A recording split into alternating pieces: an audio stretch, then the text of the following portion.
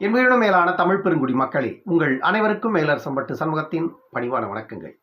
அன்பு உறவுகளே, நம்முடைய சேனலை நீங்கள் பார்ப்பது இதுவே முதல் முறையாக இருந்தால் நம்முடைய காணொளிகள் தொடர்ந்து உங்களுக்கு வர வேண்டும் என்றால் உடனே சப்ஸ்கிரைப் செய்து கொள்ளுங்கள். தொடர்ந்து நம்முடைய காணொளி பற்றின உங்களுடைய மேலான கருத்துக்களை கருத்துரை பகுதியிலே தவறாமல் பதிவு செய்யுங்கள். அன்பு உறவுகளே, வாருங்கள் இப்பொழுது காணொளிக்குள்ளே செல்வோம். 2024 பாராளுமன்ற தேர்தலுக்கான தேர்தல் திருவிழா களை கட்டி இருக்கின்ற இந்த சூழ்நிலையில தமிழ்நாட்டில் மிக முக்கியமான தொகுதிகளில் ஒன்றான திண்டுக்கல் மக்களவை தொகுதியை பற்றி இந்த காணொலியில் பார்க்க இருக்கிறோம். 18வது மக்களவை தேர்தலில் திண்டுக்கல் பாராளுமன்ற தொகுதியில யார் யார் களத்தில் இருக்கிறார்கள், அவர்களுக்கான வெற்றி வாய்ப்புகள் எப்படி இருக்கிறது என்பதை பற்றி இந்த காணொலியில் பார்ப்போம். திண்டுக்கல் மக்களவை தொகுதியை பொறுத்த வரைக்கும் 16,37,511 வாக்குகள் இருக்கிறது திண்டுக்கல் மக்களவை தொகுதியில. அதே போல திண்டுக்கல் பாராளுமன்ற தொகுதிக்கு உட்பட்ட சட்டமன்ற தொகுதிகளில் 3 சட்டமன்ற தொகுதிகள் திமுகவிடமும் 3 சட்டமன்ற தொகுதிகள் அதிமுகவிடமும் உள்ளன. ஒட்டஞ்சத்திரம், பழனி, ஆத்தூர் இந்த தொகுதிகள் எல்லாம் திமுகவிடமும், நிலக்கோட்டை, நத்தம், திண்டுக்கல் இந்த 3 தொகுதிகளும் அதிமுகவிடமும் உள்ளன. இப்பொழுது நடக்கவிருக்கின்ற 2024 மக்களவை தேர்தலில் திமுகவும் அதிமுகவும் இந்த பாராளுமன்ற தொகுதியில போட்டியிடல. இந்த பாராளுமன்ற தொகுதியில திமுக கூட்டணி கட்சியான கம்யூனிஸ்டுக்கு இந்த தொகுதியை ஒதுக்கி இருக்காங்க. கம்யூனிஸ்ட் கட்சி சார்பில் இந்த தொகுதியில சச்சிதானந்தன் அவர்கள் போட்டியிடுகிறார்.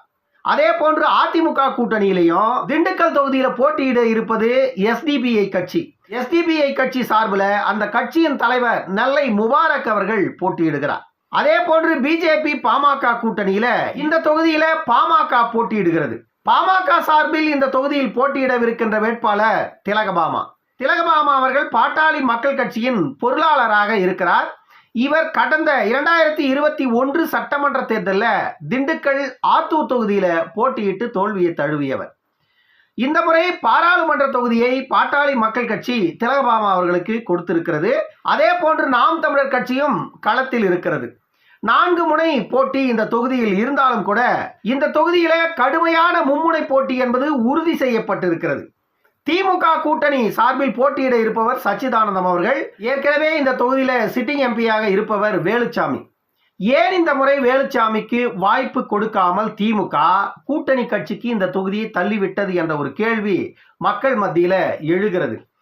ஆனால் அதற்கான உண்மை நிலவரம் என்ன அப்படின்னா, இந்த திண்டுக்கல் தொகுதி மக்கள் கண்ணில அவர் பட்டதே இல்லை என்று அந்த தொகுதி மக்கள் கூறுகிறார்கள். அதற்கான காரணம் என்ன அப்படின்னு பார்த்தா, அவர் ஒரு தொழிலதிபர். ஆகையால் அவர் முழு நேரம் தன்னுடைய தொழிலை பார்ப்பதற்கு நேரம் இல்லாத இருப்பதால தொகுதி மக்களை பற்றி அவருக்கு சிந்திப்பதற்கு கூட நேரம் இல்லையா. அதனாலதான் திமுக இந்த முறை அவருக்கு மீண்டும் வாய்ப்பு கொடுக்க வேண்டாம் என்று எண்ணி தொகுதியை மாற்றி கம்யூனிஸ்டுக்கு தள்ளிவிட்டு இருக்கிறது. வேலுச்சாமி அவர்கள் தொகுதியில ஒரு பலம் பொருந்திய நபராக இருந்தாலும், செல்வாக்கு மிக்க நபராக இருந்தாலும் கூட தொகுதி மக்களுக்கு எதையுமே செய்யவில்லை என்ற அதிருப்தி தொகுதி முழுவதும் நிலவுவதால இந்த முறை திமுக நின்றால் கடுமையாக போராட வேண்டி இருக்கும் என்ற அச்சத்துல திமுக இந்த முறை அந்த தொகுதியை கம்யூனிஸ்ட் கட்சிக்கு தள்ளிவிட்டு இருக்கிறது. திண்டுக்கல் மக்களவை தொகுதியை பொறுத்த வரைக்கும் கம்யூனிஸ்ட் கட்சிக்கு கணிசமான வாக்குகள் இருக்கிறது. ஆனால் கூட்டணி கட்சியான திமுகவின் பலத்தை நம்பியே கம்யூனிஸ்ட் கட்சி அந்த தொகுதியில் களத்தில் நிற்கிறது. அதே போன்று அதிமுக கூட்டணியில் இருக்கின்ற எஸ்டிபிஐ கட்சி நெல்லை முபாரக் அவர்கள் தான் இந்த தொகுதியில வேட்பாளர். அதிமுகவை பொறுத்தவரையில் இந்த தொகுதியில மிகவும் பலவீனமாகத்தான் இப்பொழுது இருக்கிறது. ஏனென்றால் ஒரு காலகட்டத்தில் அதிமுகவின் கோட்டையாக இருந்த திண்டுக்கல் தொகுதி இப்பொழுது அதிமுக இந்த தொகுதியில வலுவிழந்து காணப்படுகிறது. 3 சட்டமன்ற தொகுதிகளில் அதிமுக வென்றிருந்தாலும் கூட அதற்கு பாமக மிக முக்கியமான காரணம் என்று சொல்லப்படுகிறது. 2021 சட்டமன்ற தேர்தலில் பாமக அதிமுக கூட்டணியில் இருந்ததாலேயே திண்டுக்கல், நத்தம், நிலக்கோட்டை போன்ற தொகுதிகளில் அதிமுக வெற்றி பெற காரணமாக இருந்தது பாமக. ஆனால் இந்த முறை பாமக அதிமுக கூட்டணியில் இல்லாத காரணத்தினால அதிமுகவின் கூட்டணி வேட்பாளராக நின்றிருக்கின்ற நெல்லை முபாரக் அவர்கள் இந்த தொகுதியில் அவர் வெற்றி பெற வேண்டும் என்றால் கடுமையான மக்கள் பணி களத்தில் செய்ய வேண்டி இருக்கும். அதற்கு அதிமுகவின் தொண்டர்கள் அவருக்கு ஒத்துழைக்க வேண்டும். இதுவெல்லாம் நடந்தால் கம்யூனிஸ்ட் வேட்பாளருக்கு முபாரக் அவர்கள் ஒரு கடுமையான பைட் கொடுக்க முடியும். நெல்லை முபாரக் அவர்கள் எஸ்டிபி கட்சியின் தலைவராக களத்தில் நிற்கிறார்களே தவிர எஸ்டிபிஐ கட்சியின் தலைவராக களத்தில் நிற்கிறாரே தவிர நெல்லை முபாரக் அவர்களுக்கு சொல்லிக் கொள்ளுகின்ற விதத்தில் இங்கு செல்வாக்கு என்பது இல்லை. அதிமுகவை சார்ந்தவர்கள் நெல்லை முபாரக் அவர்களுக்கு ஒத்துழைப்பு தந்தால் கம்யூனிஸ்ட்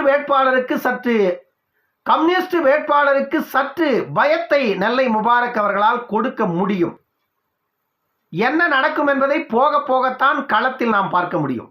அடுத்ததாக இந்த தொகுதியில் நன்றாக அறியப்பட்ட முகமாக இருப்பவர் கவிஞர் திலகபாமா. இவர் பாட்டாளி மக்கள் கட்சியின் வேட்பாளராக திண்டுக்கல் தொகுதி களத்தில் நிற்கிறார். திண்டுக்கல் பாராளுமன்ற தொகுதியை பொறுத்த வரைக்கும் பாட்டாளி மக்கள் கட்சிக்கு கணிசமான வாக்குகள் இருக்கிறது இந்த தொகுதியில.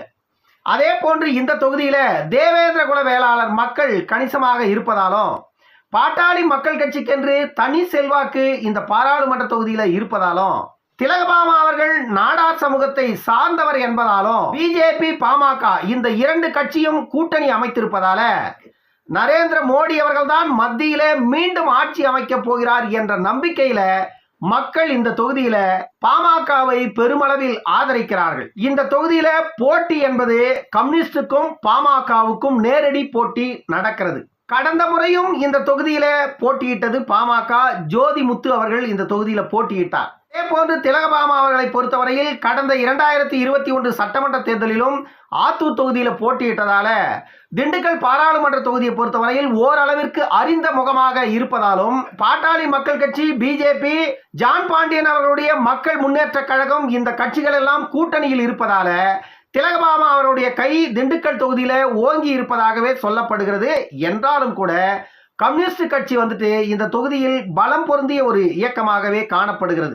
இந்த திண்டுக்கல் தொகுதியை பொறுத்த வரைக்கும் கம்யூனிஸ்ட் கட்சிகளுக்கென்று ஒரு தனி வாக்கு வங்கி இருக்கிறது. ஆகையால கம்யூனிஸ்ட் கட்சிக்கும் பாமகவிற்கும் கடும் போட்டி நிலவும் என்று சொல்லப்படுகிறது. என்றாலும் கூட இந்த தொகுதியில் யார் வெல்லப் போகிறார்கள் என்பதை நாம் பொறுத்திருந்துதான் பார்க்க வேண்டும். இன்னொரு காணொளியில் சந்திக்கும் வரை உங்களிடமிருந்து விடைபெற்றுக் கொள்வது மேலரசம்பட்டு சண்முகம். நன்றி, வணக்கம் அன்பு உறவுகளே.